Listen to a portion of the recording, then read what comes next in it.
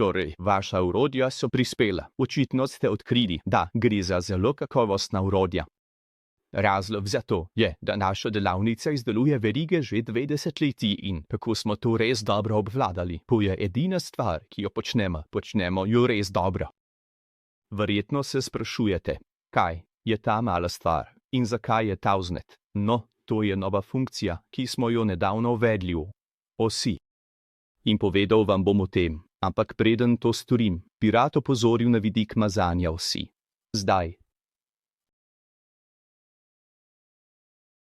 Mazanje osi je zelo enostavno.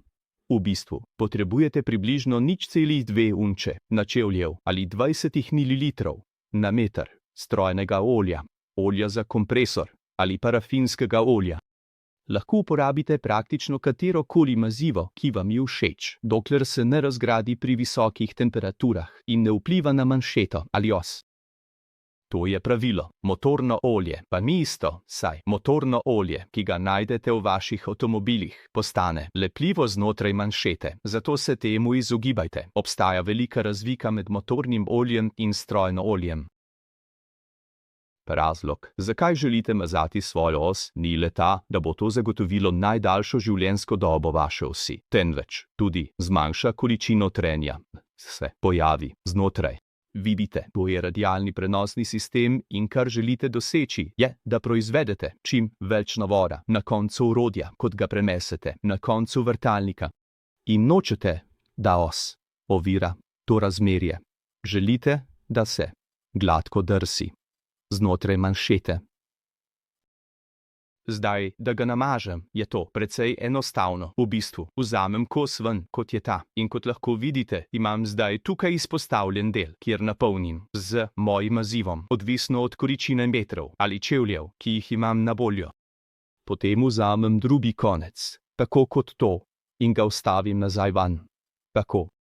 In ko ga hranim, boste videli, da na drugem koncu nekaj potegne ven in preprosto ga hranite. Tako, preprosto.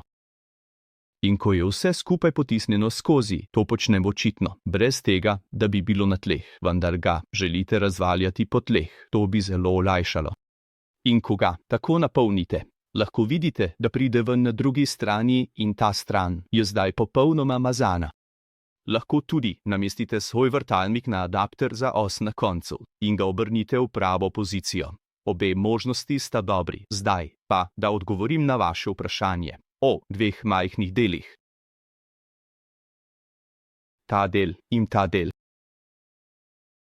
To je os s premerom 6 mm ali četrt palca in kot lahko vidite, imam tukaj adapter za vrtalnik na osi. Na tej strani imam vzmet, na drugi strani pa imam to zaklepanje osi. Razlog, da sem to vključil kot del standardne osi, ki jo pošiljamo, je, da to preprečuje, da bi se manšeta premikala navzgor in navzdol po osi med uporabo. Recimo, da bi ta os hipotetično trčila ob trdno oviro in se takoj ustavila.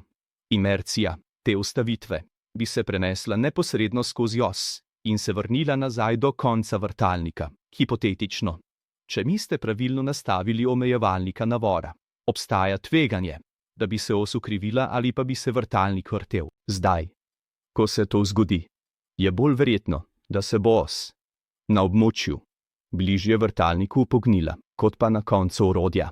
In iz tega razloga želite manšeto držati čim bližje temu adapterju, da preprečite, da bi prišlo do upogibanja. Manšeta pomaga preprečiti upogibanje. In to je razlog, zakaj imamo na eni strani vzmet in na drugi strani zaklep osi. Kljub temu je to le nekaj, kar smo zagotovili. Ni nujno, da ga uporabite, če tega ne želite. Torej, srečno tam zunaj. Upam, da se vaša naložba vrne čim prej. In še enkrat, hvala, da ste izbrali nas. Če imate kakršnakoli vprašanja ali vas kaj zanima, nas ne oklevajte kontaktirati. Vedno smo veseli, da vam lahko pomagamo. Hvala, da ste nas gledali. Adijo, nasvidenje.